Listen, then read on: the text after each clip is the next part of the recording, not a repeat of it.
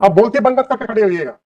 अपने ऑफिस में बैठ के हाईकोर्ट के आदेशों की चिंदी चिंदी फाड़ के फेंकना, तब तो बड़ा मजा आता है। आपका निवेदन कुछ नहीं, आप समझ लीजिए कि जो हम नहीं बोल रहे हैं वही कारण था जिस कारण से आपने ऐसा आदेश पारित किया है।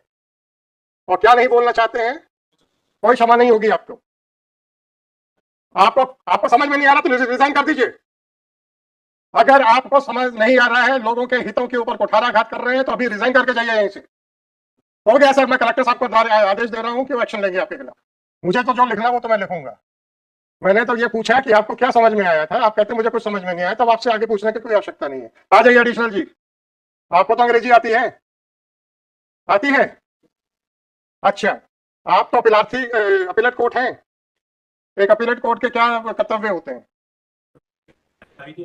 पुनरीक्षा नहीं, या जो भी था उसमें क्या क्या आपके कर्तव्य हैं? उसने यही उल्लेख किया कि माननीय उच्च न्यायालय के आपके क्या कर्तव्य हैं? उल्लेख तो मैंने पढ़ लिया, अंधा नहीं हूं। आपके क्या कर्तव्य हैं एक पुनरीक्षण न्यायालय या एक अपीलीय न्यायालय के रूप में? दो लाइन का आदेश करना, ये आपका कर्तव्य है, ये सिखाया है आपको, तो हाँ या ना बताइए।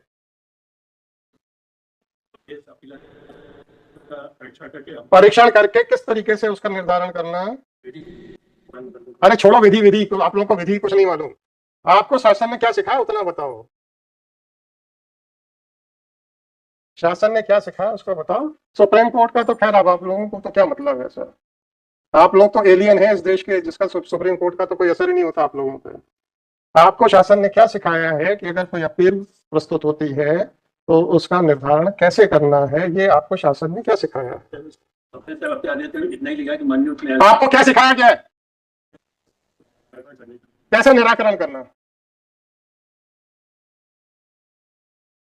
कैसे निराकरण करना, बस ये पूछ रहा हूँ। न्याय संगत क्या होता है उसका तात्पर्य बताएं। उसमें से तथ्य है जो तर्क है और जो उसके विरोध में तर्क है उनका परीक्षण करना। परीक्षण करने का मतलब क्या होता है? स्वेच्छाधारिता होती है परीक्षण। क्या मतलब होता है बताइए। Mister, don't try to mislead the court. आदेश अभी मैंने लिखा नहीं है, ठीक है ना? आप अपने जाल में और उलझना चाहते हैं तो उलझते जाए, मैं सब लिखने वाला हूँ। ये आपसे पूछा जा रहा है और आप बार बार उसको अवॉइड कर रहे हो। आखिरी बात पूछ रहा हूँ, एक अपील का निर्धारण करने के लिए आपको उसमें क्या क्या देखना है और क्या क्या लिखना है?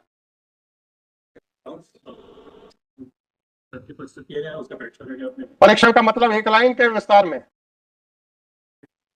क्यों नहीं किया? क्योंकि तहसीलदार ने आपको आपका मुंह बंद कर दिया था, आपकी आंख बंद, चुप रहिए, आपका मुंह बंद कर दिया था, आपकी आंख बंद कर दी थी, आपकी कलम रोक दी थी। क्या ये कारण था, या पक्षकार ने आपका मुंह कलम और आंख बंद कर दी थी, या आपको कानून नहीं मालूम है और या कानून मानते हुए भी आप उसको जानबूझ के उसका उल्लंघन कर रहे थे? ये चार ऑप्शंस हैं आपके पास, अब इन चारों ऑप्शंस में बताइए कि कौन सा सही है। लिए किया है कि कोई भी डिले ना हो, छुट्टी होगा। आपको क्या लिखा गया था कि एक दिन के अंदर निर्धारित करें?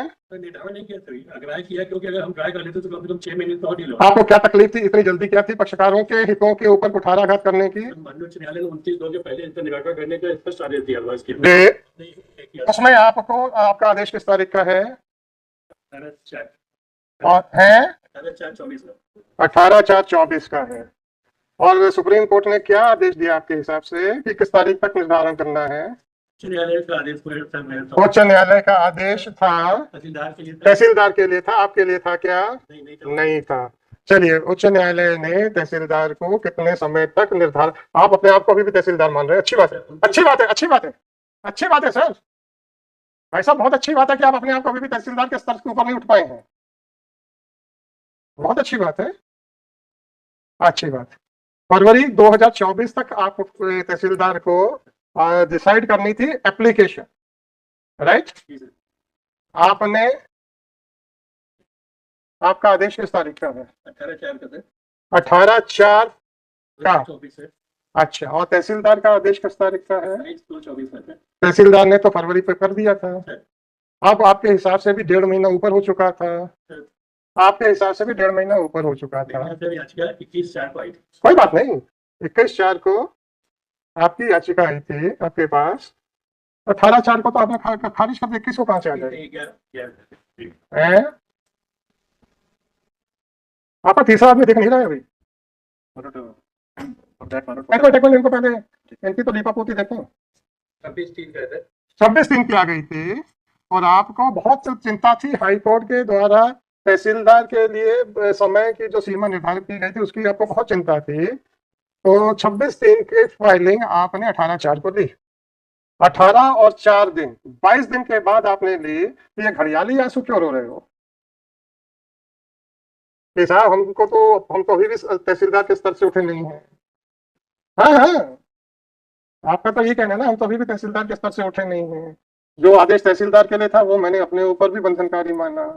तो 26/3 की अपील रिवीजन जो भी है, रिवीजन आई, आपने 18/4 को दी और 18/4 को 1 घंटा आदेश करने के बजाय 1 मिनट में कर दिया।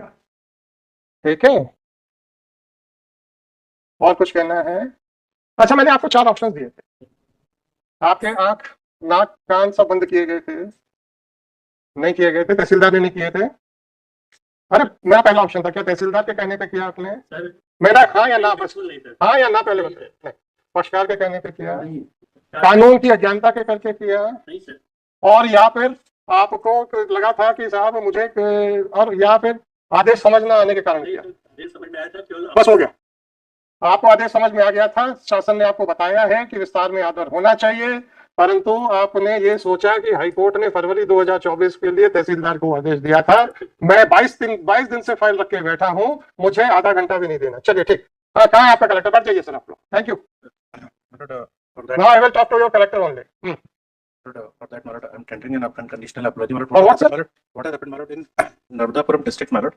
One huge Mela, namely Nagdwari Mela, is to be scheduled, my lord, in which, my lord, due to heavy rainfall and landslide, my lord, on 24th, my lord, even one government vehicle, Gypsy, has been roped off from that area, my lord. दिखाइए क्या वो exemption application के बाद नहीं, आप बहुत बता दो ना क्या हुआ कि अच्छा, कलेक्टर साहब के आप तो दूध बन के आए हैं। वाह वाह वाह, वेरी गुड। क्या क्या क्या कागज लेके आए आप? दो ना। नहीं सर, वो एडिशनल जी, आप लिफाफा कुछ दिखा रहे हैं ना? सर वो मैंने अरे आप दिखाइए तो, दीजिए लिफाफा मेरे को। ऊपर से वहां से फहराते हुए चले जा रहे हैं। He's tried to explain, my lord, that how can he write a letter directly to me? but that How can he write a letter directly to me? And how can he give the letter directly to me? Call your collector to remain present at 4 p.m.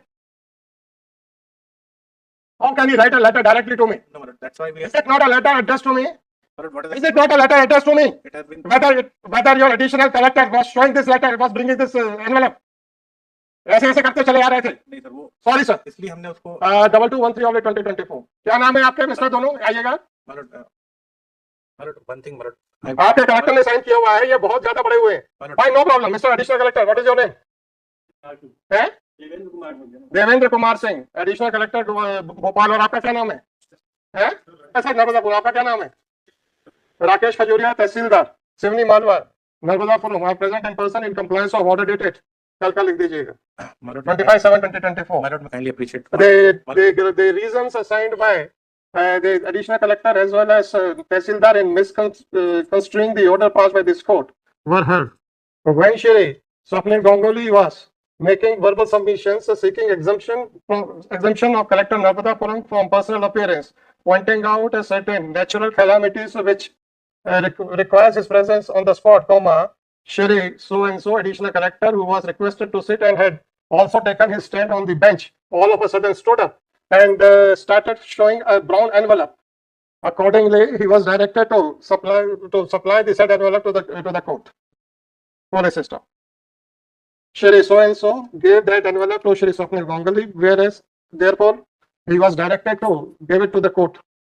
This envelope contains a letter written by Collector Narmadapuram directly to the court, seeking exemption from personal appearance. This conduct of Collector Narmadapuram is unpardonable.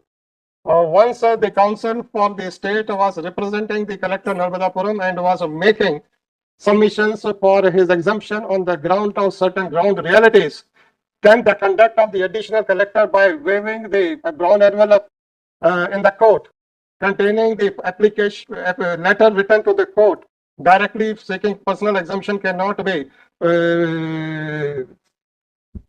tolerated. Accordingly, whatever the reasons for absence of the collector Narmadapuram may be, he is directed to remain personally present before this court at 4 p.m.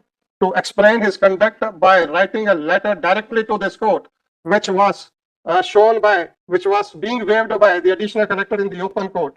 Full stop. Call at 4 p.m. The letter written by Collector Narmadapuram directly to this court is taken on record, and it is made a part of the record. इसको लगाओ, इसको seal करो, तो लगाओ. इन लोगों को, आप लोगों की देखिए खुला हुआ है. गांगुली जी, आप लोगों ने देख लिया होगा. सुन लीजिए, मैंने फोन सुन लीजिए, फिर मैंने सुबह जब लेके आया तो मैंने सुन लीजिए, आप लोगों ने देख भी लिया होगा. क्योंकि खुला हुआ है, कलेक्टर ऐसे फाड़ कर तो भेजेगा नहीं. वो देखा मैंने. आपने कहा होगा कि इसको मत देना.